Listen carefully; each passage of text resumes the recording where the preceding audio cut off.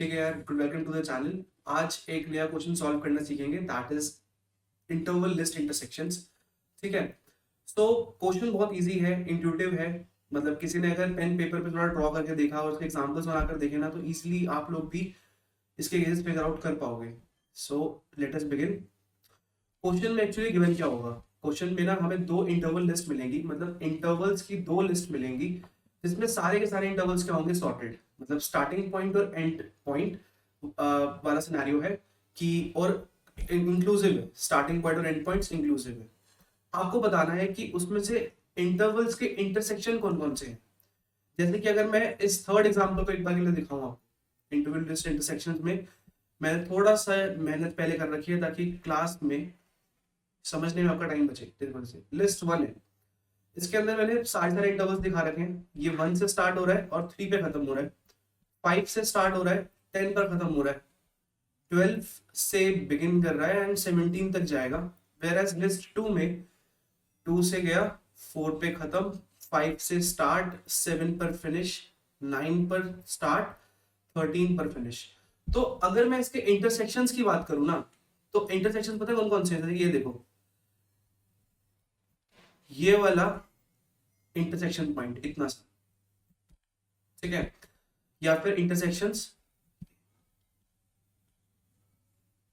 दोनों लिस्ट के इंटरवल्स जिनमें कॉमन टाइम स्पैन है, मतलब इंटरसेक्शन कोई भी कह सकते हो, इसका कॉमन टाइम स्पैन है। 9 और 10 के बीच में मुझे कॉमन टाइम स्पैन मिल रहा है, और 12 और 13 के बीच में मुझे एक कॉमन टाइम स्पैन मिल रहा है।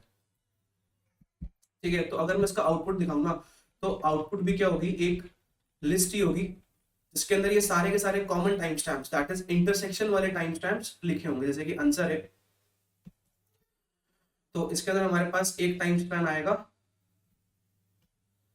2 से स्टार्ट हुआ, 3 पे खत्म हुआ। ये मेरा कॉमन पार्ट है दोनों का, ठीक है। या फिर एक टाइम स्पैन होगा, 5 से स्टार्ट हो रहा एंड 7 पे फिनिश, क्योंकि दोनों ही इंटरवल्स में ये चीज कॉमन है। तो उस कॉमन वाले पार्ट को मुझे आंसर में स्टोर करवाना है। 9 से स्टार्ट हुआ, 10 पर फिनिश हुआ,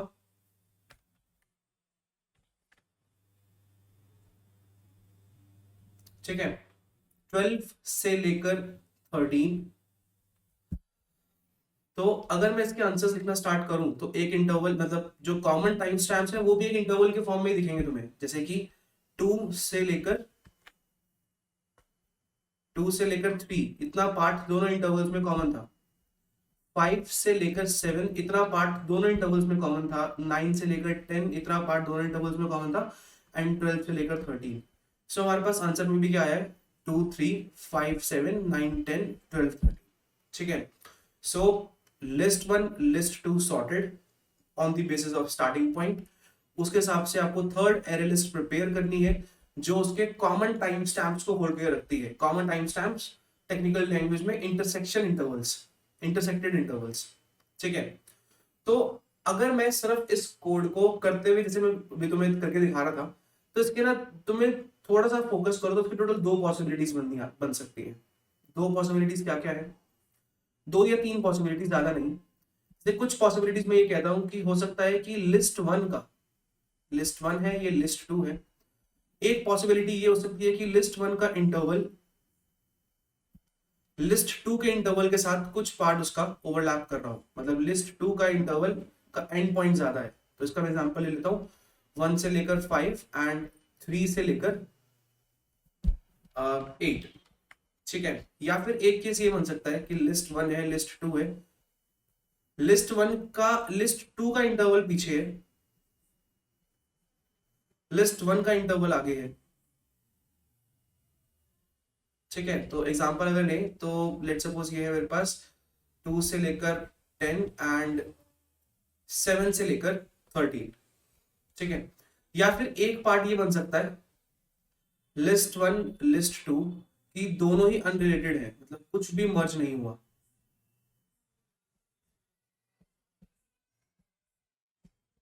एग्जाम्पल, 1 से लेकर 7 एंड लेट सपोज ये है 8 से लेकर 10, ठीक है।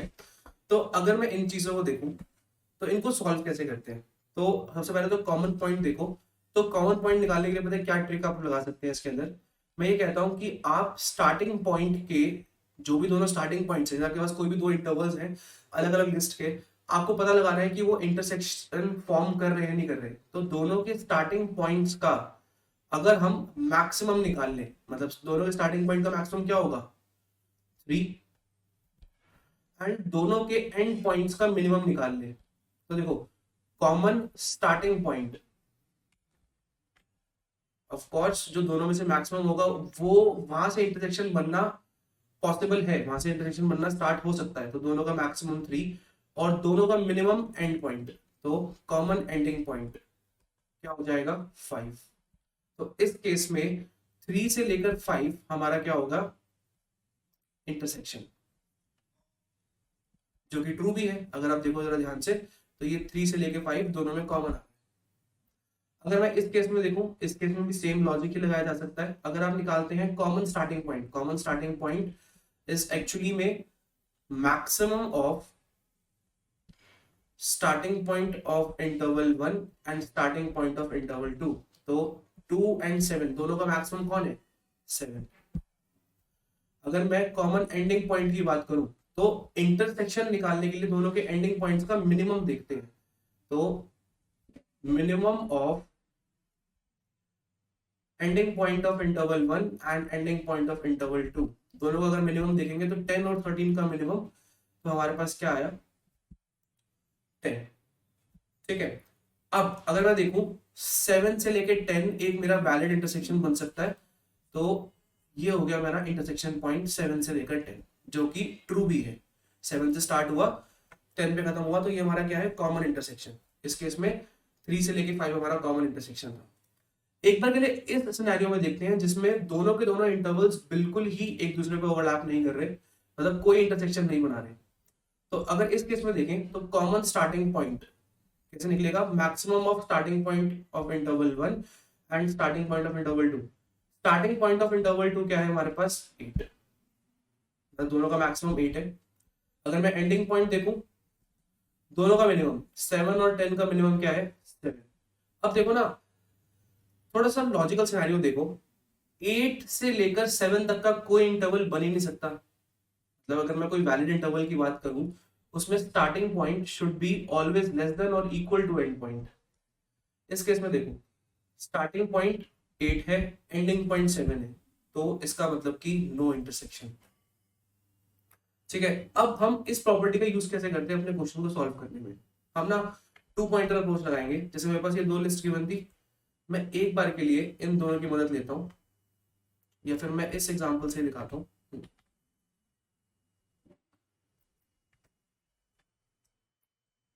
और एक बार के लिए इसको भी यूज करते हैं विजुअलाइज करने के लिए, क्योंकि अल्टीमेटली जितना विजुअलाइजेशन स्ट्रांग होगी उतना आप इसे ढंग से समझ पाएंगे। ठीक है। तो ये मेरे पास सिनेरियो है।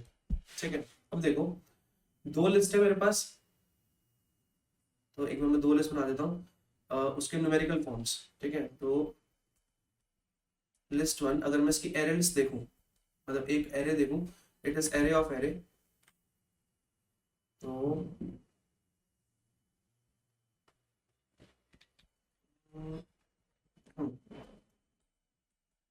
लिस्ट 1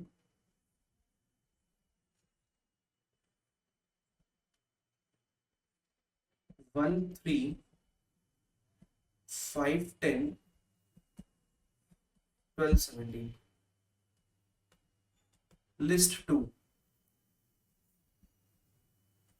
2 4 5 7 9 13। ठीक है। तो अपना आंसर फॉर्म करने के लिए हम करते क्या है, हम ना दो पॉइंटर बना लेते हैं। Zero index first index second index, zero index first index second index. एक पॉइंटर जो लिस्ट 1 के इंटरवल पे पॉइंट कर रहा है, एक पॉइंटर जो लिस्ट 2 के इंटरवल पे पॉइंट कर रहा है। ठीक है। और देखते हैं कैसे काम करेंगे। मेरे पास लिस्ट 1 का इंटरवल आया, लिस्ट 2 का इंटरवल आया, तो क्या करते हैं, सेम सिनेरियो अपना सेम मेथड लगाते हैं। Common starting point, common starting point कैसे निकालेंगे? maximum of starting point of interval 1 and starting point of interval 2, ठीक है, where as common ending point, या फिर मैं बोलूं इंटरसेक्शन का एंडिंग पॉइंट कैसे निकलेगा, minimum of ending point 1 and ending point 2, ठीक है। तो common starting point, common ending point, मैं देखूं दोनों का स्टार्टिंग पॉइंट 1 एंड 2 है, तो दोनों का मैक्सिमम क्या हो गया इस केस में, तो 2, ठीक है। और कॉमन एंडिंग पॉइंट देखिए 3 और 4, दोनों का मिनिमम क्या है 3।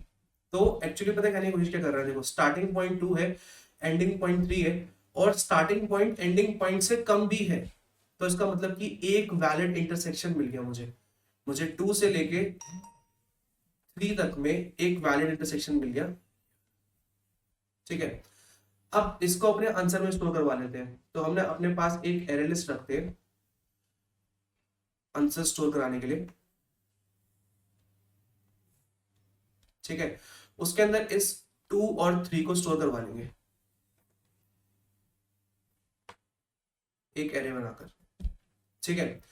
अब अगली बार देखो, जैसे कि मेरे को ये पता चलता है कि लिस्ट 1 से जो मुझे इंटरवल मिला था ना, उसका एंडिंग पॉइंट लिस्ट 2 के इंटरवल से छोटा है, तो ऑब्वियसली बात है ना कि देखो अगर इसका एंडिंग पॉइंट छोटा है तो अब मैं इसका और यूज नहीं कर सकता इंटरसेक्शन क्रिएट करने के लिए, तो क्या करेंगे हम लिस्ट 1 के नेक्स्ट इंटरवल पे मूव कर जाते हैं, दैट इज 5 10। अब हम चेक कर रहे हैं क्या 5 10 और 2 और 4 के बीच में इंटरसेक्शन क्रिएट किया जा सकता है, तो वो चेक करने के लिए क्या करते हैं, सेम मेथड फॉलो करते हैं, दोनों के common starting point ending point निकालने की कोशिश करो। अगर मैं देखूं 5 और 2, मैक्सिमम क्या निकल कर आएगा, ऑफ कोर्स 5, तो कॉमन स्टार्टिंग पॉइंट क्या हो गया 5, दोनों का कॉमन एंडिंग पॉइंट निकाले 10 और 4, दोनों का मिनिमम क्या है 4, तो देखो स्टार्टिंग पॉइंट एंडिंग पॉइंट से आगे है, इसका मतलब कि 5 और 4 कोई कॉमन इंटरसेक्शन है ही नहीं इन दो इंटरवल्स के बीच में, ठीक है। अगेन सेम सिनेरियो लेते हैं कि दोनों में से किसका एंड पॉइंट ज्यादा पीछे है, जैसे कि देखो 10 और 4, इन दोनों में से 4 एंड पॉइंट ज्यादा पीछे है, ज्यादा छोटा है, तो क्या करेंगे इसके नेक्स्ट इंटरवल पे मूव कर जाएंगे, लिस्ट 2 के अब नेक्स्ट इंटरवल पे मूव कर गए, दैट इज 1, मतलब कि अब इसकी प्रोसेसिंग कंप्लीट हो चुकी है, इसकी प्रोसेसिंग कंप्लीट हो चुकी है, अब किसको मौका देंगे, लिस्ट 2 के नेक्स्ट इंटरवल को मौका देंगे। कैसे करते हैं, स्टार्टिंग पॉइंट फिर से दोबारा कॉमन स्टार्टिंग पॉइंट, मतलब देखो जो भी इंटरसेक्शंस है, आपको दो इंटरवल्स के बीच में इंटरसेक्शंस है या नहीं निकालने के लिए सेम फॉर्मूला लगाना है, मतलब ये 3 सिनेरियोज है। तो starting point, common starting point 5 और 5, दोनों का मैक्सिमम 5 ही रहेगा, 10 और 7, दोनों का मिनिमम 7 आएगा, 5 7 से छोटा है, मतलब कि ये वैलिड इंटरसेक्शन पॉइंट की तरफ पॉइंट आउट कर रहा है, हमें रेफर कर रहा है 5 से लेके 7, तो 5 से लेके 7 क्या हो गया हमारा दोनों का कॉमन पॉइंट। इसे तो क्या करेंगे अपने आंसर में स्टोर करवा लेते हैं कि मुझे एक इंटरवल और मिल गया 5 से लेकर 7, ठीक है। अब एक इंटरवल और मिल गया, अब हमें आगे भी तो एल्गोरिथम में मूव करना है, हम उस लिस्ट के नेक्स्ट इंटरवल पे पॉइंट करते हैं जिसका इंटरवल का एंडिंग पॉइंट छोटा होता है, जैसे कि 10 और 7, दोनों में से सबसे छोटा इंटरवल, सबसे छोटा एंडिंग पॉइंट किसका है, दैट इज 7, तो क्या करेंगे हम लिस्ट 2 के अब नेक्स्ट इंटरवल पे मूव कर जाएंगे, बिकॉज अब इसकी प्रोसेसिंग हो चुकी है, इससे और कोई इंटरसेक्शन नहीं निकल सकता। अब किस किस के बीच में कंपैरिजन हो रहा है, मतलब किस किस के बीच में चेक करा जा रहा है, 5 10 और 9 13 के बीच में, कहीं इन दोनों के बीच में कोई इंटरसेक्शन तो नहीं है, तो अगेन इंटरसेक्शन निकालने के लिए हम इस तरीके का फॉलो करेंगे, कॉमन स्टार्टिंग पॉइंट 5 और 9, दोनों का मैक्सिमम 9 होता है, 10 और 13, दोनों का मिनिमम 10, तो 9 से लेकर 10, सिंस हमारा स्टार्टिंग पॉइंट एंडिंग पॉइंट से कम है, स्टार्टिंग पॉइंट एंडिंग पॉइंट से कम है, तो इसका मतलब मुझे कॉमन इंटरसेक्शन मिल गया। इस 9 से लेकर 10 को क्या करेंगे अपने आंसर में स्टोर करवा लेंगे, एक इंटरवल और मिल गया, ठीक है। पर अब आइट्रेशन में आगे तो बढ़ना ही है, दोनों के एंड पॉइंट्स देखते हैं। 10 और 13 दोनों में सबसे छोटा एंड पॉइंट किसका है? 10 का। तो अब मैं लिस्ट 1 के नेक्स्ट इंटरवल पे मूव करूंगा, क्योंकि ये छोटा है तो ऑफ कोर्स अब ये आगे किसी और इंटरवल के साथ इंटरसेक्शन करने में पार्ट तो लेगा नहीं, तो इसके नेक्स्ट इंटरवल पे मूव कर जाते हैं, दैट इज 12 एंड 17। इस वाले इंटरवल की प्रोसेसिंग भी हो गई, इंटरसेक्शन होना था जो हो गया। अब कौन कौन कंपैरिजन हो रहा है? इन दोनों इंटरवल्स का, दैट इज 12 से लेकर 17 और 9 से लेकर 13 के बीच में इंटरसेक्शन निकालने की कोशिश करेंगे। इंटरसेक्शन निकालने का सेम कंसेप्ट, दोनों के स्टार्टिंग पॉइंट्स का मैक्सिमम देख लो। 12 और 19, 12 और 9 में से सबसे बड़ा कौन सा है? ऑफ कोर्स 12 है, तो हमारा मैक्सिमम क्या हो गया? 12। एंड पॉइंट देख लो, 17 और 13 दोनों में से सबसे छोटा कौन सा है? मिनिमम है 13, तो 13 को रखवा लिया। 12 से लेकर 13 एक कॉमन इंटरवल है, मतलब एक वैलिड इंटरवल है। वैलिड इंटरवल होने का मतलब जो मैंने इंटरसेक्शन निकाला है ना अभी इन दोनों इंटरवल्स का, वो करेक्ट है और वो आंसर में जाएगा। दैट इज 12 से लेकर 13 मेरे को एक और इंटरवल मिल गया जो इंटरसेक्शन के अंदर बिलोंग कर रहा है। अब दोनों में से सबसे छोटा एंड पॉइंट किसका है? 17 और 13 में से 13 छोटा है, तो मैं लिस्ट 2 के पॉइंटर को आगे बढ़ाऊंगा। पॉइंटर आगे बढ़ाने का मतलब मैं उसके नेक्स्ट इंटरवल को ढूंढने की कोशिश करूंगा। ऐसा करते करते हमारे पास लिस्ट 2 के सारे इंटरवल्स प्रोसेस हो गए। अब जरा सोच कर देखो, लिस्ट 2 के सारे इंटरवल्स प्रोसेस हो गए। अब चाहे लिस्ट 1 के अंदर इंटरवल्स बाकी जितने मर्जी बचे हो, उनका कोई इंटरसेक्शन तो निकल ही नहीं सकता, क्योंकि इंटरसेक्शन निकालने के लिए आपको एटलीस्ट दो चीजें चाहिए। देखो ना, कॉमन टाइम स्टैम्प निकालोगे, कॉमन टाइम स्टैम्प निकालने के लिए दो चीजें होनी तो चाहिए। एक अकेला बचा है लिस्ट 1 के अंदर इंटरवल, किसी और के साथ इंटरसेक्शन बना नहीं पाएगा, तो जो हमने यहाँ पे अपने आंसर्स क्रिएट करे यही हमारे वैलिड इंटरसेक्शंस है। कंसेप्ट सिंपल है, एक बार के लिए इंप्लीमेंट करके दिखाता हूं एंड फिर इसे दोबारा ट्राई रन करेंगे ताकि आपको दोबारा से दिख सके कि किस तरीके से काम हो रहा है। सबसे पहली चीज जो हमने डिस्कस करी थी कि हमें सिंपली क्या करते थे, अपना आंसर स्टोर करने के लिए सबसे पहले तो एक एरे लिस्ट बना ली, ठीक है।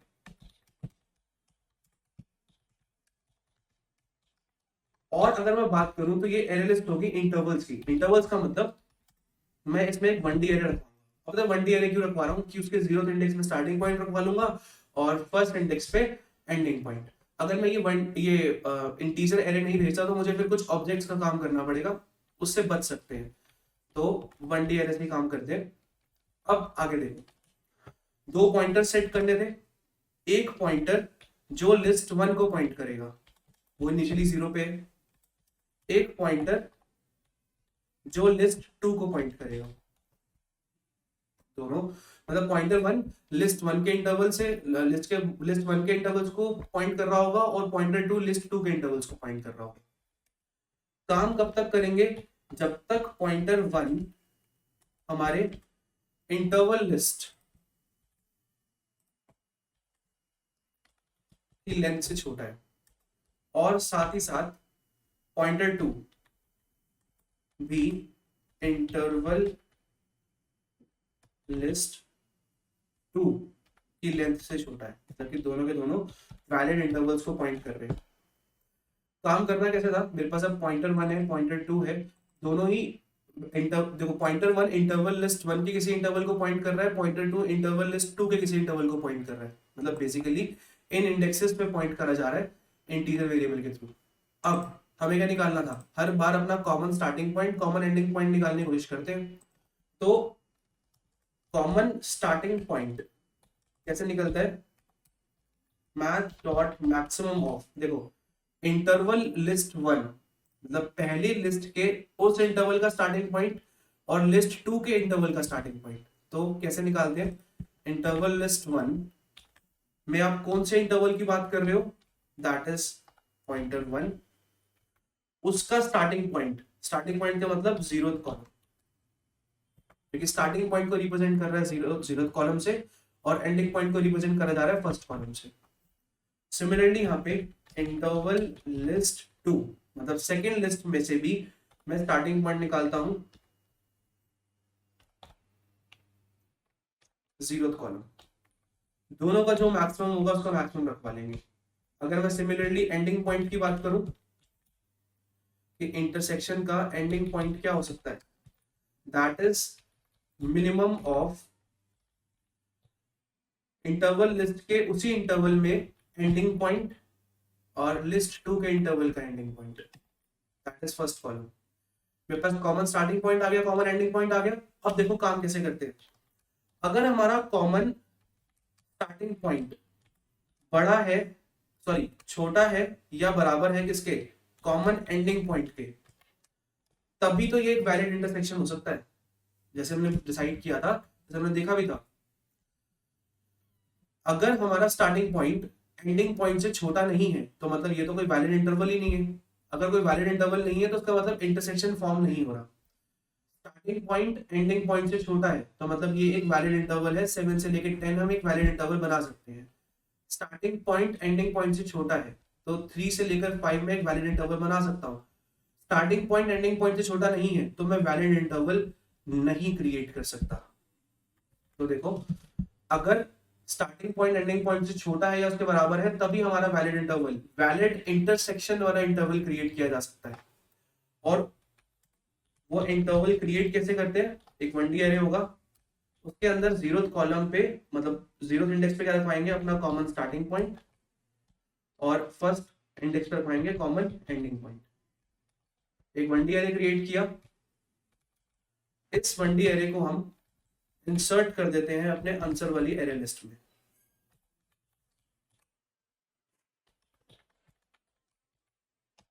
ठीक है, अब आपने दो इंटरवल्स का आपने इंटरसेक्शन निकाला, और अगर वैलिड इंटरसेक्शन है तो आपने उसको अपने आंसर में शो करवा लिया। अब इसके बाद आपको अपने पॉइंटर्स को आगे भी तो मूव करना होता है, तो जिस भी इंटरवल का एंडिंग पॉइंट छोटा है, इसका मतलब कि अब वो आगे पार्टिसिपेट नहीं कर पाएगा, उस लिस्ट के नेक्स्ट इंटरवल पे मूव कर जाओ। तो ये चीज कैसे लिखते हैं, देखो इंटरवल लिस्ट 1, अगर इंटरवल लिस्ट 1 के इंटरवल का एंडिंग पॉइंट फर्स्ट कॉलम, अगर उसका एंडिंग पॉइंट छोटा है इंटरवल लिस्ट 2 के इंटरवल के एंडिंग पॉइंट से, अगर लिस्ट 1 का जो इंटरवल है उसका एंडिंग पॉइंट छोटा है इंटरवल 2 के एंडिंग पॉइंट से, तो सिर्फ हम फर्स्ट लिस्ट के इंटरवल नेक्स्ट इंटरवल पे मूव कर जाते हैं, नहीं तो सेकेंड लिस्ट के इंटरवल पे मूव कर जाते हैं, नेक्स्ट इंटरवल पे मूव कर जाते हैं। ले देखिए ये अप्रोच है, ये वाली अप्रोच चलती रहेगी जब तक दोनों में से कोई ना कोई एक पॉइंटर सारे के सारे लिस्ट के इंटरवल्स को प्रोसेस नहीं करवा देता। जैसे कि अभी हमने देखा था, सेकंड लिस्ट के सारे इंटरवल्स प्रोसेस हो गए थे, तो लिस्ट 1 के अंदर चाहे इंटरवल्स बाकी रह भी जाए, उनका कोई पर्पस ही नहीं है, वो कोई मतलब ही नहीं है, क्योंकि वो इंटरसेक्शन बनाने के लिए आपको 2 इंटरवल्स चाहिए, एक के तो सारे के सारे खत्म हो चुके होंगे। तो अब हम इस वाइल लूप से बाहर आ जाएंगे। ठीक है, एक बार के लिए ये जो मैंने यहाँ पे लॉजिक लिखा, थोड़ा सा इसको ट्राई रन करके देखते हैं, क्योंकि अगर आपको ये वाली चीज क्लियर होगी तब भी आगे डिस्कशन करने का फायदा है। तो देखो एक बार के लिए हमारे पास ये सिनेरियो है, जो चीज अभी सोची और लिखी गई, अगर कुछ इसमें गलती होगी तो पता चल जाएगी, उसे करेक्ट कर लेंगे। जैसे हमारे पास क्या है, पॉइंटर 1, हमने एक पॉइंटर 1 सेट किया यहाँ पे अपना जीरोथ इंडेक्स पे। ठीक है, पॉइंटर 1, पॉइंटर 2 सेट किया जीरोथ इंडेक्स पे। अब पॉइंटर 1 लिस्ट 1 की लेंथ से छोटा है, लिस्ट 1 की लेंथ कितनी है 3, पॉइंटर 2 भी लिस्ट 2 की लेंथ से छोटा है, मतलब दोनों के वैलिड इंटरवल्स पे पॉइंट कर रहे हो, दोनों का स्टार्टिंग पॉइंट और एंडिंग पॉइंट निकाल लो। तो देखो कॉमन स्टार्टिंग पॉइंट निकाला जाता है दोनों के, जिस भी आप इंटरवल पे पॉइंट कर रहे हो उनके स्टार्टिंग टाइम को देख के, दैट इज 1 और 2, दोनों का मैक्सिमम कौन है 2। एंडिंग पॉइंट निकाला जाता है दोनों के first column, that is ending time को देख के, 3 और 4।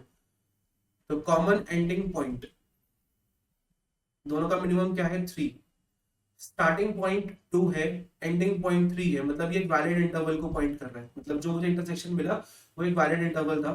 क्या करेंगे, एक नया इंटरवल बनाया जिसके अंदर सबसे पहले इंडेक्स पे पड़ा होगा starting point, then ending point, that is हमने एक ये एरे क्रिएट कर लिया।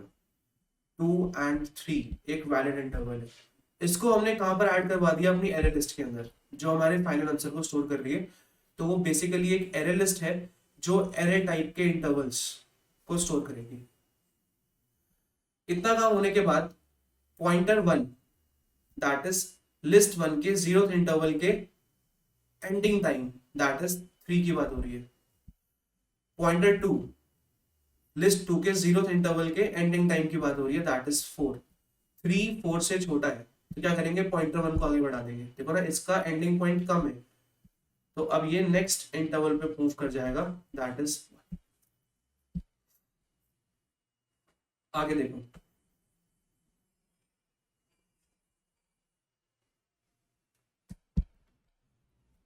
पॉइंटर 1 पे है, मतलब अभी दोनों के दोनों वैलिड इंटरवल पे पॉइंट कर रहे हैं, दोनों के इंटरवल्स प्रोसेस होना भी बाकी है। फिर से क्या निकालेंगे, स्टार्टिंग पॉइंट एंड पॉइंट। अगर अब मैं स्टार्टिंग पॉइंट निकालता हूं तो तुम खुद ही देख लो, इसका स्टार्ट टाइम 5, इसका स्टार्ट टाइम 2, दोनों का मैक्सिमम 5, 10 और 4 दोनों का मिनिमम 4। स्टार्टिंग पॉइंट 5 4 से छोटा होता ही नहीं, मतलब जो मैंने यहाँ पे इंटरसेक्शन निकालने की कोशिश करी उसने मुझे रिजल्ट करा एक इनवैलिड इंटरवल। इनवैलिड इंटरवल का मतलब इंटरसेक्शन हो ही नहीं रहा इन दो इंटरवल्स के बीच में। तो हम सिंपली आगे मूव करने की कोशिश करते हैं। पॉइंटर 1 तो लिस्ट 1 के फर्स्ट इंटरवल के एंडिंग पॉइंट, लिस्ट 1 के फर्स्ट इंटरवल जो जहां पे पॉइंटर 1 पॉइंट कर रहा है और उसका एंडिंग पॉइंट कितना है 10, कम लिस्ट 2 के 0th इंटरवल के एंडिंग पॉइंट दैट इज 4। 10 4 से छोटा है ही नहीं, 10 4 से छोटा नहीं है तो एल्स में जाएंगे, पॉइंटर 2 को आगे बढ़ा देते हैं। पॉइंटर 2 को आगे बढ़ाने का मतलब अब ये कहां रीच कर जाएगा 1 पे, ठीक है। अब आगे देखो एक बार के लिए दोबारा से देखते हैं।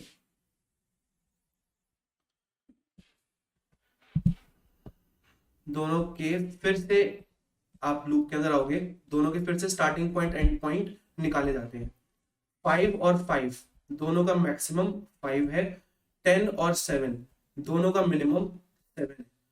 स्टार्टिंग पॉइंट 5 7 से छोटा है, मतलब एक वैलिड इंटरवल बन रहा है। एक नया इंटरवल क्रिएट किया, मतलब एक नया एरे क्रिएट किया जिसके 0th इंडेक्स पे स्टार्टिंग पॉइंट जाएगा दैट इज 5 और एंडिंग इंडेक्स पे क्या जाएगा 7। आंसर के अंदर ऐड कर देंगे अपने इस इंटरवल, तो मुझे एक इंटरसेक्शन इंटरवल और मिला 5 से लेकर 7। नेक्स्ट टाइम इस इफ एल्स में डिसाइड हो रहा है कि कौन से वाले लिस्ट के नेक्स्ट इंटरवल पे पॉइंट करना है। तो देखो लिस्ट 1 का जो इंटरवल है उसका एंडिंग टाइम 10 है, लिस्ट 2 के इंटरवल का एंडिंग टाइम 7 है। ऑफ कोर्स 10 7 से छोटा नहीं है, एल्स में जाएंगे और पॉइंटर 2 को आगे मूव कर देंगे। सिंस मुझे इसका इंटरवल का एंडिंग पॉइंट कम मिला तो इसके मैं नेक्स्ट इंटरवल पे मूव कर जाऊंगा दैट इज 9 और 13। सेम चीज दोबारा होती है क्योंकि अभी भी दोनों के दोनों अपने किसी ना किसी इंटरवल को पॉइंट कर रहे हैं और रेंज के अंदर हैं। स्टार्टिंग पॉइंट एंडिंग पॉइंट फिर से इवैल्यूएट होंगे इन दो इंटरवल्स को ध्यान में रखते हुए। 5 और 9 दोनों का मैक्सिमम 9 है, 10 और 13 दोनों का मिनिमम 10 है। स्टार्टिंग पॉइंट 9 एंडिंग पॉइंट 10, एक वैलिड इंटरवल निकल कर आया, दो इंटरवल्स को मर्ज करने की कोशिश करी और एक वैलिड इंटरवल निकल के आया। इसका मतलब मर्ज नहीं, सॉरी, दोनों इंटरवल्स का इंटरसेक्शन निकालने की कोशिश करी और एक वैलिड इंटरवल निकल कर आया। तो ये क्या है, एक वैलिड इंटरसेक्शन को रिप्रेजेंट करता है। मैंने एक इंटरवल क्रिएट किया 9 से लेकर 10, मतलब एक एरे में 9 और 10, और उसे कहाँ रखवा दिया, अपने आंसर वाली एरे लिस्ट में। अब देखो किसको आगे मूव करेंगे, लिस्ट 1 का एंडिंग टाइम 10 है, लिस्ट 2 के इंटरवल का एंडिंग टाइम 13 है। 10 13 से छोटा होता है तो पॉइंटर 1 को आगे मूव कर देते हैं। पॉइंटर 1 को आगे मूव करने का मतलब अब ये इसके सेकंड इंटरवल पर पॉइंट करेगा। फिर से क्या करते हैं, pointer 1 interval list 1, pointer 2 point कर रहा है सेकंड इंटरवल को, common starting point common ending point फिर से इवैल्यूएट करा जाता है।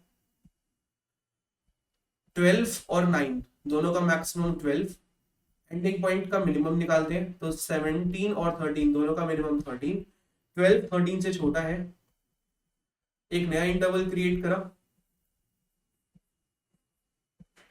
12 और 13 का, और उसको आंसर वाली अरे लिस्ट के अंदर मूव कर दिया। अब इफ एल्स को देखो, पॉइंटर 1 दैट इज लिस्ट 1 के इंटरवल का एंडिंग टाइम 17 है, लिस्ट 2 के इंटरवल का एंडिंग टाइम 13 है, 17 13 से छोटा होता ही नहीं, एल्स में जाऊंगा पॉइंटर 2 को आगे मूव कर देते हैं। अब ऐसा करते करते हमारे पास सारे के सारे एरे लिस्ट के इंटरवल्स प्रोसेस हो गए एरे 2 लिस्ट 2 के। जो हमारे पास ये आंसर वाली एरे लिस्ट है, इसके अंदर जो इंटरवल्स है ना, ये एक्चुअल इंटरसेक्शंस को पॉइंट कर रहे हैं। बाद में मुझे इन्हीं इंटरसेक्शंस को रिटर्न करना है 2D एरे में कन्वर्ट करके। मतलब 2D एरे में मिलते हैं हमें सारे के सारे इंटरवल्स, जैसे लिस्ट 1 और लिस्ट 2 मिले थे। तो एरे लिस्ट को एरे में कन्वर्ट करना है। Array list 1D array type के आंसर्स रख रही है अपने पास, तो इसको कन्वर्ट करने के लिए डायरेक्ट मेथड हमें पहले से गिवन है। तो जैसे मेरे पास जो भी एरे लिस्ट है उसको एरे में कन्वर्ट करा, ठीक है। साथ में मुझे उसके डायमेंशंस पास करने पड़ते हैं कि उसको मैं किस टाइप के एरे के अंदर रखवाना चाह रहा हूँ। 2D टाइप के एरे के अंदर आंसर डॉट साइज। अगर आप इस लाइन से फेमिलियर नहीं है तो एक बार के लिए मैं रेफर करना चाहूंगा, आपको एक वीडियो इससे पहले देखनी चाहिए, दैट इज मर्ज इंटरवल्स। उसके अंदर मैंने इसका थोड़ा सा कंसेप्ट आपको ब्रीफ में बता रखा है, ठीक है। So this sums up our question. एक बार से चलाकर देखते हैं, अगर कोड चल गया तो ऑसम। कंपाइलेशन एरर, अच्छा ये तो इसके स्ट्रक्चर में गलती है कहीं पर, लाइन नंबर 36, अच्छा यहाँ पे गलत चीज आ रखी है। बाय द टाइम ये क्वेश्चन आपके पास रीच करता है, आई विल मेक श्योर कि ये वाला स्ट्रक्चर करेक्ट हो जाए, ठीक है। सो एक्सेप्टेड। एक बार के लिए सबमिट करके देखते हैं, सबमिट भी हो रहा है, ठीक है। So I would like to request कि एक बार के लिए आप इस क्वेश्चन पे रेफर करें, ठीक है। इसको एक बार चलाकर देखें और इसको सबमिट करके देखो, आपके पास आपको ये मिल जाएगा पेपकोडिंग की साइट पे एरर्स एंड स्ट्रिंग्स वाले टॉपिक के अंदर, ठीक है। आई होप कि सबको ये वाला क्वेश्चन समझ आया होगा, इसकी इंट्यूशन समझ आई होगी, इसके सारे के सारे केसेस समझ आए होंगे, ठीक है। इन केस अगर आपके पास कोई डिफरेंट अप्रोच है जो आप शेयर करना चाहते हैं सभी के साथ, तो आई विल रिक्वेस्ट कि आप इसे कमेंट बॉक्स में एक बार के लिए राइट डाउन करिए, ठीक है। और मिलते हैं नेक्स्ट क्वेश्चन में। Signing off.